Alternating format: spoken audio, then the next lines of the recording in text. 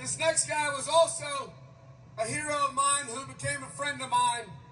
I got to listen to him last night, and it was just incredible. Some of you did as well.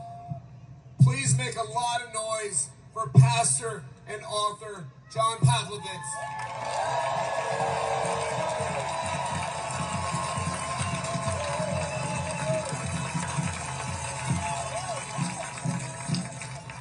Good afternoon, America. I come to you from Raleigh, North Carolina with a message. I am so grateful to be here today, but I need to tell you that I am not well. I am sick today, friends.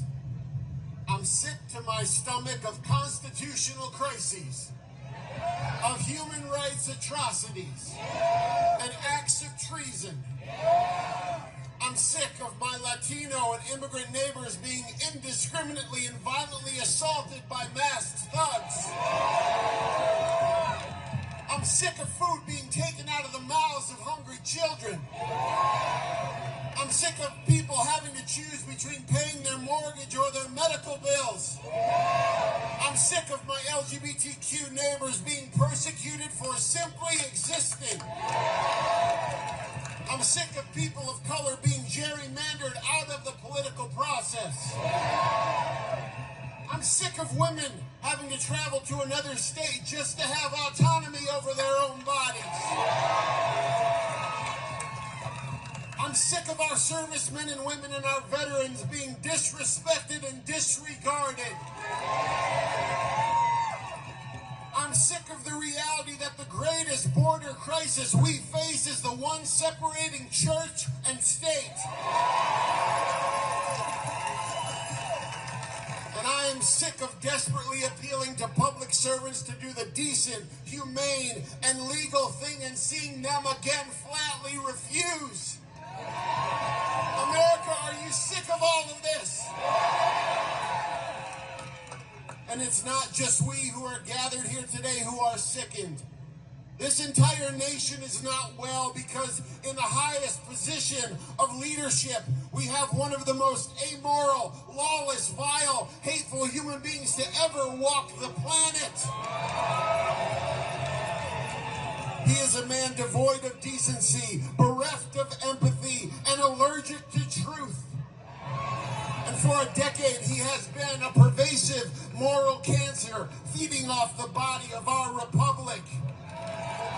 He has trafficked in tribalism, stoked division, and pillaged our resources. He has preyed upon the vulnerable, and he is inciting people to revel in the worst of their instincts.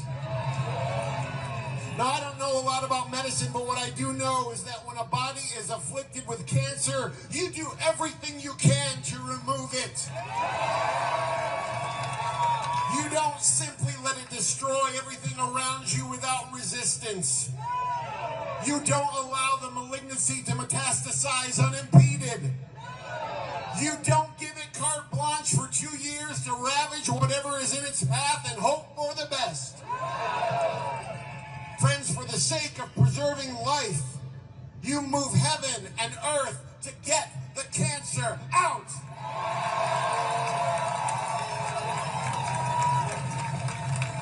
And we gather here today to say, for the sake of the health and existential life of our great nation and the well-being of the planet, Donald Trump must be removed.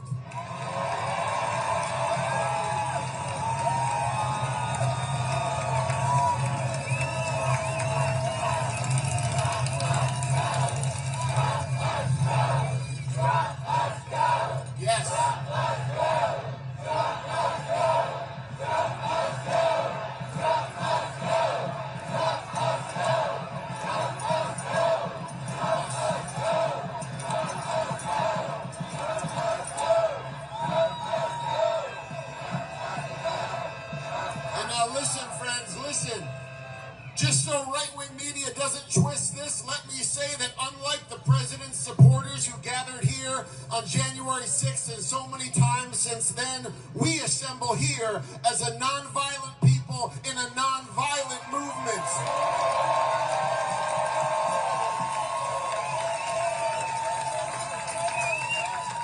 We seek a peaceful, legal, constitutional remedy to this national heart sickness, and it comes in the form of impeachment, conviction, and removal. And this is what we are demanding today.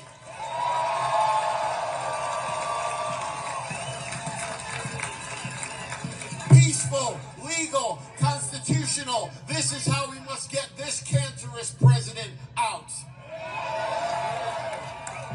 And to my conservative friends, this is your fight too. We are tethered together in one interdependent community. Our destinies are intertwined because we are all closer to being beggars than billionaires. And so you need to understand that we aren't just in this for ourselves, we are here for you, which is why we oppose him, because you are not immune to the destruction he is sowing or the damage he is doing any more than we are. Your elemental freedoms and liberties are being taken away as well. You too are losing access to education and security and opportunity. Your children and grandchildren are also facing a future that is less safe, less compassionate, and less free. The sovereignty of our nation is in the balance in these moments, and with every day of inaction, the cancer takes more of what we might never get back. As long as this president is allowed to remain, our nation will never be well. And we could so easily be well. It could all be so very simple. Impeachment, prosecution, removal. And then once he is gone, we could come to the table in meaningful conversations on the challenges we face.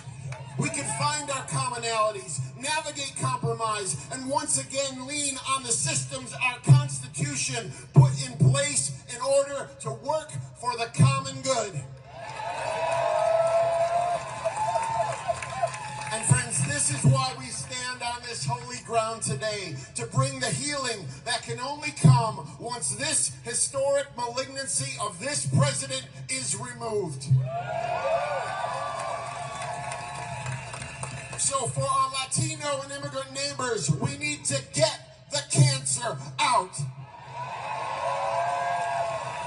For survivors of sexual assault, we need to get the cancer out. For our beloved queer neighbors, we need to get the cancer out. For people living in food scarcity and at the edge of poverty, we need to get the cancer out.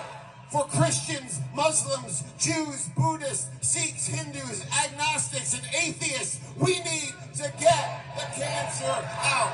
For the vulnerable, the oppressed, the marginalized, the sick, and the hungry, we need to get the cancer out. For Democrats, Republicans, and independents, we need to get the cancer out. For conservatives, moderates, and liberals, we need to get the cancer out. And for the America that still could be, we need to get the cancer out. So let's make sure that love has the last, loudest word, friends.